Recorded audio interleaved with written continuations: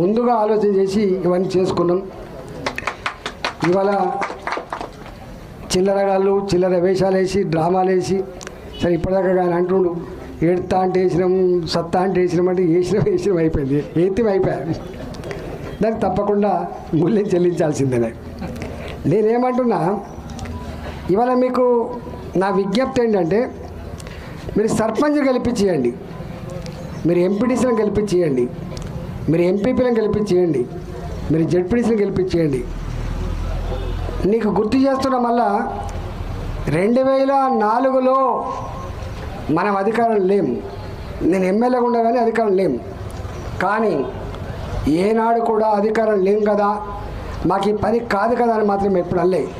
మీకు ఒక సజీవ సాక్ష్యం చెప్పిపోతా.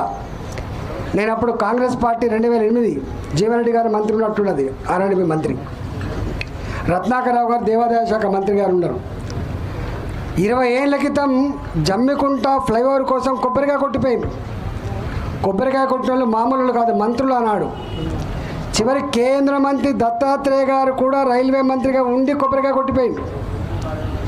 నేను ఎప్పుడైనా ప్రెస్ మీట్ పెట్టి నేను బ్రిడ్జి శాంక్షన్ చేయిస్తా అంటే నన్ను ఏమని తెలుసా, ఈ ఈటలందరూ తెలియనట్టున్నది, కొత్త బాలసంతోడు పొద్దున్నట్టుగా అని మాట్లాడింది నన్ను.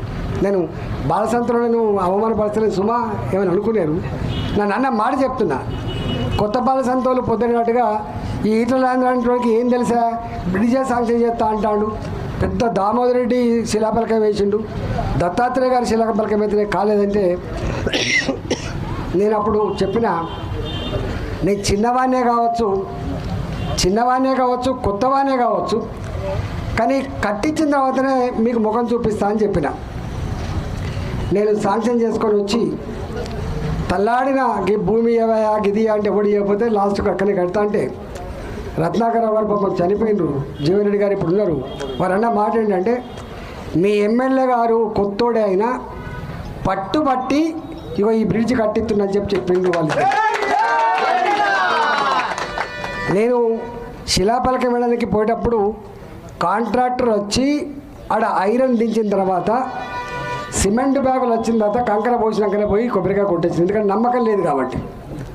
సరే మొత్తం మీద అది కట్టుకున్నాం. అంటే ఎందుకు చెప్తున్నా ఈ మాట అంటే, మనం గవర్నమెంట్లో లేకపోవచ్చు కానీ పని ఎప్పుడు ఆగలేదని చెప్తున్నాను నేను. పని ఎప్పుడు ఆగలేదు.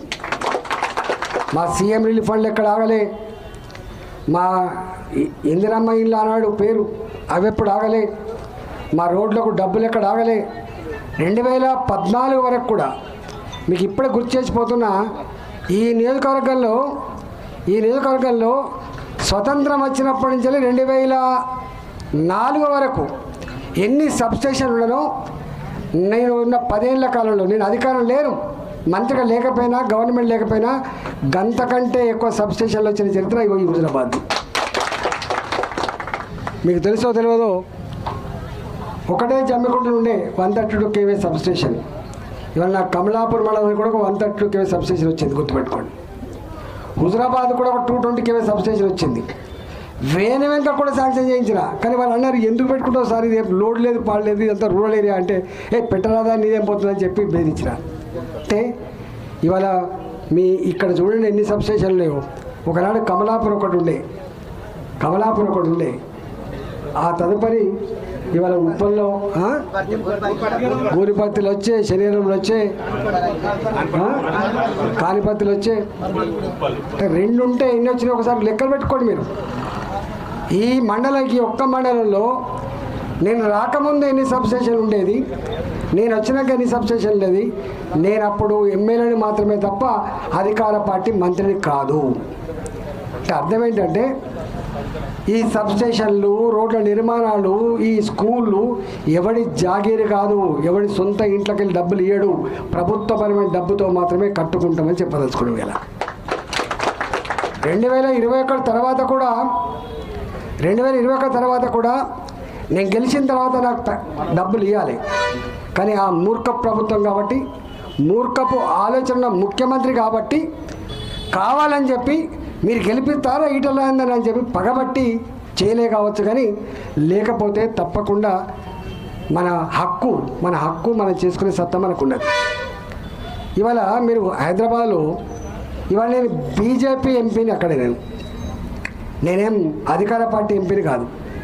కానీ హైడ్రా మీద పేదల గుడిసెలు కూలగొడుతుంటే, హైడ్రా పేరిట పేదల ఇల్లు కూలగొడుతూ ఉంటే దాని మీద కన్నెర్ర చేసి కొట్లాడింది ఎవరో ఒకసారి మీరు తెలుసుకోండి. ఇవాళ మొత్తం నేను తిరుగుతూ ఉంటే, బిడ్డ నువ్వు వచ్చినావు కాబట్టి మాకింత మా గుడిసె మిగిలింది, మా ఇల్లు మిగిలింది బిడ్డ, లేకపోతే మళ్ళీ ఆగం పట్టిస్తున్నా అంటున్నాను. మళ్ళీ ఇక్కడ ఎట్లా కొట్లాడినామో తెలంగాణ ఉద్యమంలో, ఇలా హైదరాబాద్లో కూడా అనేక లక్షల మంది పొట్ట చేత పట్టుకొని హైదరాబాద్కి వస్తే వాళ్ళు వేసుకున్న గుడిసెలు 60 గజాలు 30 గజాలలో ఉన్న గుడిసెలు, 40 ఏళ్ళ క్రితం 50 ఏళ్ళ క్రితం వేసుకున్న గుడిసెలు, ఆల్రెడీ పట్టాలు పొందిన ఇళ్లకు ఇంటి నంబర్లు ఉన్న ఇళ్ళకు కూలగొడతా ఉంటే మళ్ళీ దాని మీద కూడా కొట్లాడి ఆపింది మీ బిడ్డ అనే విషయం మీరు మర్చిపోకండి. మూసీ నది పేరిట ఇల్లు కూలగొట్టే ప్రయత్నం చేసిండు. అనేక సమస్యలు, అసలు ఇవాళకి కూడా అనేక సమస్యలు ఉన్నాయి. ఇవాళ అన్ని సమస్యల మీద కూడా మళ్ళీ మనమే కొట్లాడుతున్నాం. ఇక్కడ గుర్తుపెట్టుకోవాల్సిన 2 ఉన్నాయి. మనకు ప్రజాప్రతినిధిగా ఉంటే మన హక్కు ఉంటుంది. ఇవాళ నేను లేకపోవచ్చు ఇక్కడ, కానీ నేను ఒక ఎంపీగా ఉన్నా కాబట్టి ఏ అధికారి అయినా నాకు తెలియని ఉంటాడే, నాకు పరిచయం ఉంటాడా? నాకు పరిచయం ఉండడు, నాకు సిస్టమ్ అంతా తెలిసినాడు. కాబట్టి మళ్ళీ మీకు ఇంకొక పెన్షన్ కావాలని దరఖాస్తు మళ్ళీ హైదరాబాద్కి వచ్చే అక్కర్ లేకుండా, మళ్ళీ మట్టి రోడ్డు పోయించమని చెప్పేటువంటి దరఖాస్తు అక్కర్ లేకుండా, మళ్ళీ ఒక బాధ ఉంది బిడ్డ అని చెప్పుకునే అక్కర్ లేకుండా, మళ్ళీ ఉన్న మిగిలిన 3 ఏళ్ళు ఉన్నది. ఇంకా ఈ 3 ఏళ్ల కాలంలో మీ కాలికి మట్టంటకుండా మళ్ళీ పనిచేయించే బాధ్యత మీరు గెలిపించేయండి. మీరు సర్పంచ్లు గెలిపించేయండి, ఎంపీటీసీలు గెలిపించేయండి, ఎంపీపీలు గెలిపించేయండి, మున్సిపల్ కమిషన్ చైర్మన్లు గెలిపించేయండి, జడ్పీటీసీ గెలిపించేయండి. రేపు జిల్లా పరిషత్ కూడా గెలుచుకునే